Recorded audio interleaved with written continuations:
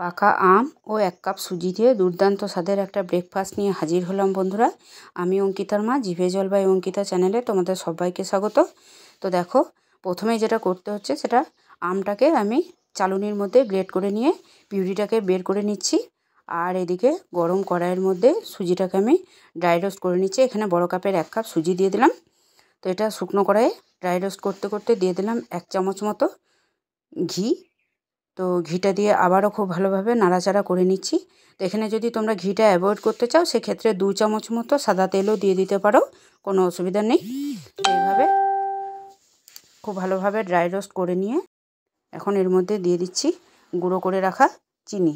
তো চিনিটা দানা হিসাবে যদি দিতে চাও তো সেক্ষেত্রে গলতে অনেক টাইম লাগবে, তাই আমি এখানে মিক্সিতে একটু গুঁড়ো করে নিয়ে দিয়েছি। এতে করে কিন্তু সময়টা অনেক কম লাগবে। আর চিনিটা আন্দাজ মতো দেবে, স্বাদ বুঝে নিয়ে তোমরা কতজনের জন্য বানাচ্ছ, কতটা সুজি দিয়ে বানাচ্ছ। আর যেহেতু এখানে পাকা আম আছে সেহেতু পাকা আমের মিষ্টতাটাও আছে, সেই বুঝে নিয়ে চিনিটা দিতে হবে। তো দেখো, কথা বলতে বলতে এখানে দিয়ে দিলাম 1 চামচ মতো গুঁড়ো দুধ। তো গুঁড়ো দুধটা এখানে দেখো দেখতেই পাচ্ছ একটু দলা মতো পাকিয়ে গেছে, কোনো অসুবিধা নেই। তো এইভাবে নাড়াচাড়া করে দেখো খুব সুন্দর একটা সুগন্ধ বেরিয়ে গেছে ঘি এবং গুঁড়ো দুধ চিনির মধ্যে। তো এখন এর মধ্যে দিয়ে দিচ্ছি 1 মুঠো মতো কিশমিশ। কিশমিশটা দিলে কিন্তু স্বাদটাও ভালো হবে আর দেখতেও খুব সুন্দর লাগবে। তো তোমরা যদি অন্য কিছু বাদাম থেকে থাকে, কাজু বা আমন্ড যদি থাকে সেগুলোও দিতে পারো স্লাইস করে। আর এর মধ্যে দিয়ে দিচ্ছি প্রথমে যে আমটা আমি পিউরি বের করে রেখেছিলাম, সে আমের পিউরিটা আমি দিয়ে দিলাম। কত সুন্দর কালারটা চেঞ্জ হয়ে গেল, কত সুন্দর দেখতে লাগছে দেখো বন্ধুরা। এটা সকালে জলখাবারে কিন্তু বাচ্চা থেকে বয়স্ক সবারই খাওয়া যাবে। দুর্দান্ত স্বাদের এটা টিফিন, বাচ্চাদের স্কুলে টিফিনেও দিতে পারো। তো এর মধ্যেই দিয়ে দিলাম 1 বাটি মতো জল। যে বাটির মাপে আমি আমের পিউরি দিয়েছিলাম সেই বাটির মাপেরই 1 বাটি আমি জল দিয়ে দিলাম। তো জলটা দিয়ে খুব ভালোভাবে এখানে নাড়াচাড়া করে নিচ্ছি।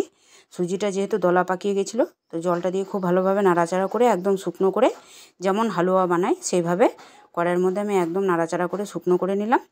এখন একটা বাটির মধ্যে কিছু আমের কিউব বাটির ভেতরে দিয়ে তার মধ্যে আমি সুজিটা তুলে নিচ্ছি। এতে করে কিন্তু দেখতে খুব ভালো লাগবে আর খুব সুন্দর একটা আকার দেওয়া যাবে, শেপ দেওয়া যাবে। তো তার জন্য বাটির মধ্যে সুজিটা তুলে নিয়ে হাত দিয়ে একটু চেপে চেপে সেট করে নিচ্ছি যাতে খুব ভালোভাবে বেরিয়ে আসে বাটির থেকে। তো দেখো কত সুন্দরভাবে আমি এটা একটা প্লেটের মধ্যে ঢেলে নিলাম আর কত সুন্দর বেরিয়ে এলো দেখো।